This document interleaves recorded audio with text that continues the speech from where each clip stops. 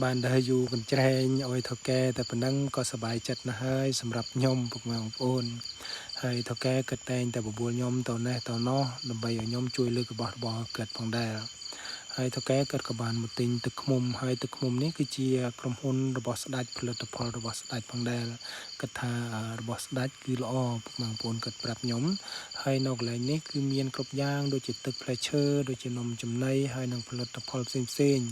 មានគ្រប់យ៉ាងផងដែរការលក់ដូរនៅទីនេះក៏ធូរថ្លៃផងដែរពុកម៉ែបងប្អូនរបស់ស្ដេចហើយសម្បូរប្រជាពលរដ្ឋគេចូលចិត្តទិញអ្វីដែលជារបស់ស្ដេចផងដែរហើយថៅកែខ្ញុំក៏បានប្រាប់ខ្ញុំថាទឹកឃ្មុំដែលខាងផលិតផលស្ដេចធ្វើលក់ហ្នឹងគឺទឹកឃ្មុំបានមកពីផ្កាមានពុកម៉ែបងប្អូនព្រោះអីស្ដេចគេមានគ្រោងការហ្នឹងបើភាសាថៃគេហៅគ្រោងការបើថាគ្រោងការបើថាភាសាខ្មែរយើងប្រហែលជាក្រុមហ៊ុនណាពុកម៉ែបងប្អូនគេមានក្រុមហ៊ុនដាំដើមមៀនរឹបសិបហិកតារឹបពិនដើមពុកម៉ែបងប្អូនរួយគេចិញ្ចឹមឃ្មុំឲ្យឃ្មុំក្រេបផ្កាមានផងដែរក្រេបផ្កាមានតែមួយមុខទេពុកម៉ែបងប្អូនហើយក្រោយពីទិញទឹកឃ្មុំរួចថៅកែគាត់ក៏បាននាំខ្ញុំទៅផ្សារទៅទិញរបស់របរនៅផ្សារផងដែរហើយថៅកែគាត់បានអុយលុយខ្ញុំទិញសាច់ជ្រូកទិញអីទិញម្ហូបអ្វីដែលខ្ញុំត្រូវការហូបប្រចាំថ្ងៃគាត់ក៏បានអុយលុយខ្ញុំចុះមកទិញម្នាក់ឯងទេថ្ងៃនេះគឺថៅកែគាត់នៅចាំនឹងឡានហើយខ្ញុំក៏បានរៀបចំទិញត្រីផ្ទក់យកទៅស្លប្រហើហូបផងដែររវាងឈរចាំត្រីផ្ទក់ខ្ញុំក៏បានថតអ្វីដែលខ្ញុំទិញគ្រឿងស្លប្រហើសាច់ជ្រូកគ្រប់យ៉ាងបងប្អូន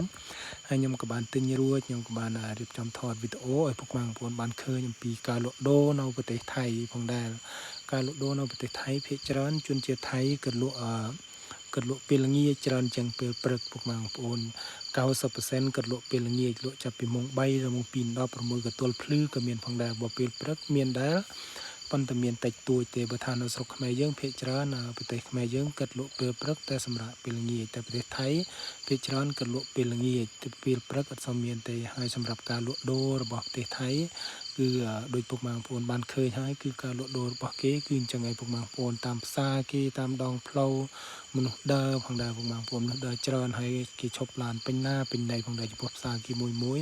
គឺសម្បូរមនុស្សមកទិញណាពុកម៉ែបងប្អូនឡានឈប់ចតចឹងឯងហើយខ្ញុំទិញរបស់រួចក៏បានជិះឡានទៅរកអីញ៉ាំផងដែរថៅកែគាត់ក៏បានទិញជាមុខគុយទាវហើយនឹងយិនតាហ្វូផងដែរពុកម៉ែបងប្អូនទិញគុយទាវហើយយិនតាហ្វូខ្ញុំហូបអស់2ចានគាត់ក៏2ចានផងដែរព្រោះពីញ៉ាំគុយទាវញ៉ាំយិនតាហ្វូរួចថៅកែគាត់ក៏បានជិះឡានទៅវិញផងដែរថ្ងៃនេះគឺទិញរបស់របរច្រើនកន្លែងមែនទែនពុកម៉ែបងប្អូនគាត់ក៏បាននាំចូល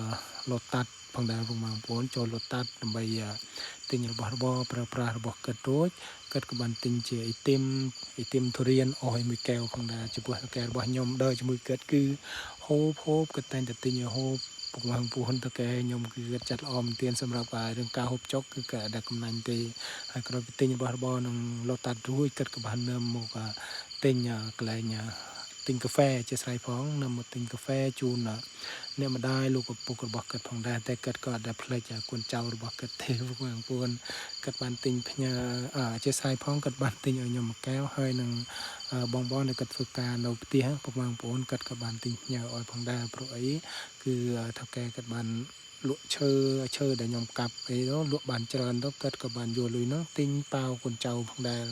ហើយនេះគឺជាតំបន់ស្រុកស្រែដែលកន្លែងខ្ញុំស្នាក់នៅផងដែរពុកម៉ែបងប្អូននៅមកជួយខ្ញុំស្នាក់នៅខ្ញុំនៅខាងខេត្តកូរ៉ាតនគររាជสีមានេះគឺជាតំបន់ស្រុកស្រែរបស់គេថ្នុលគេទៅធ្វើរួចទៅ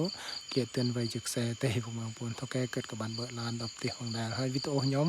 មានតែប៉ុណ្្នឹងទេពុកម៉ែបងប្អូនអរគុណពុកម៉ែបងប្អូនដែលបានចំណាយពេលវេលាដ៏មានតម្លៃមើលវីដេអូខ្ញុំចប់ផងដែរអរគុណពុកម៉ែបងប្អូនជម្រាបលា